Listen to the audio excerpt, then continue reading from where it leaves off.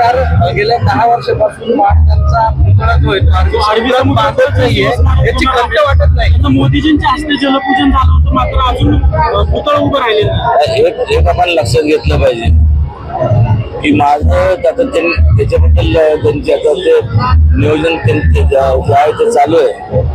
तर त्या बाबतीत तसं पाहायला गेलं तर त्यापेक्षा जास्तीत जास्त जेवढे गड किल्ले यांच्या दुरुस्ती करता ते जर निधी वापरला गेला तर ते जास्त उचित ठरेल.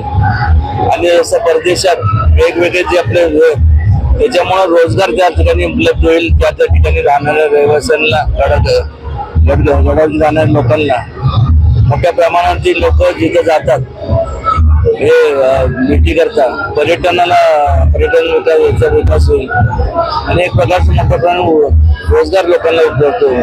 पुणे पोलिसांनी राहुल सोलापूरकरला क्लीन चिट दिली त्या वक्तव्यामध्ये. त्यांचं जे वक्तव्य आहे त्या वक्तव्य पाहिल्यानंतर पोलीस आयुक्त म्हणतात की गुन्हा दाखल करण्यासारखी काही गोष्ट नाही. मी बघितली नाही ते, पण असं जर पण म्हणत असेल तर त्यांनी थोडस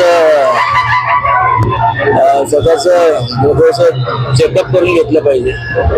क्लीन चिट देण्यासारखं त्यात म्हणजे काय क्लीन चिट कसं देणार तुम्ही?